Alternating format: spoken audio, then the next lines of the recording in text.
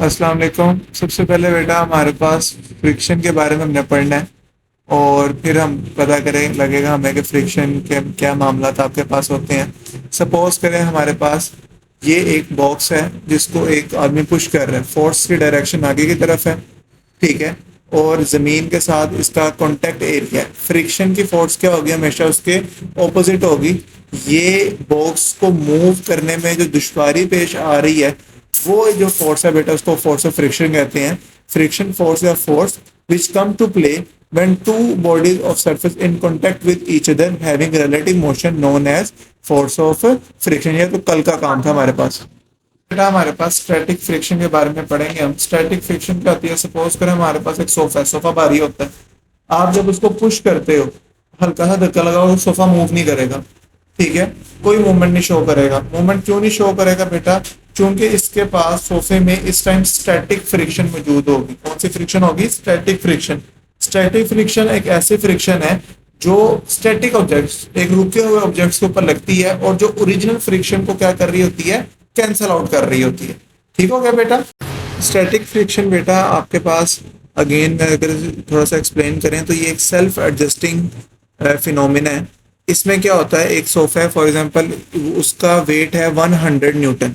100 Newton के ऊपर अगर मैंने 10 की फोर्स लगाई है तो उसकी फ्रिक्शन फोर्स भी 10 है। अगर मैंने 50 की लगाई है तो उसमें फ्रिक्शन फोर्स भी ऑटोमेटिकली क्या हो जाएगी, 50 की हो जाएगी। लेकिन जैसे ही हम 100 से ऊपर की फ्रिक्शन लगाएंगे, फोर्स लगाएंगे, तो अब जो सोफा है बेटा वो मूव करना स्टार्ट हो जाएगा। ये एक फिनोमेना है जहां पर स्टैटिक फ्रिक्शन अब कन्वर्ट हो जाएगी किसमें बेटा, आपके पास स्लाइडिंग फ्रिक्शन के अंदर। इसका ग्राफ अगर हम देखें बेटा, एक हमारे पास हॉरिजॉन्टल एक्सिस है जिसमें फोर्स लगा रहे हैं और एक वर्टिकल एक्सिस है जिसमें हम फ्रिक्शन फोर्स लगा रहे हैं। पहले ऐसा ऐसा हम अपना फोर्स लगा रहे हैं लेकिन स्टैटिक फोर्स अभी तक उधर ही है, उसमें कोई चेंजिंग नहीं हुई। लेकिन एट अ सर्टेन पॉइंट पे जाकर जो चीज है बेटा वो क्या करना स्टार्ट हो गई है, मूव करना स्टार्ट हो गई है।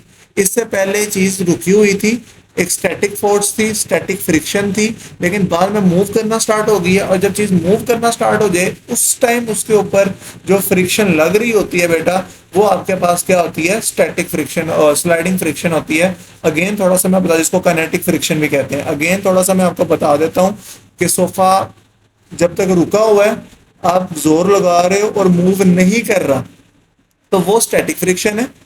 अब जब आपने उसके ऊपर बहुत ज्यादा फोर्स लगाई है, उसके बाद वो मूव करना स्टार्ट हो गया, अब उसके दौरान उसके ऊपर फ्रिक्शन तो अभी भी लग रही होगी, लेकिन अब जो फ्रिक्शन लग रही होगी बेटा वो क्या होगी, स्लाइडिंग फ्रिक्शन होगी।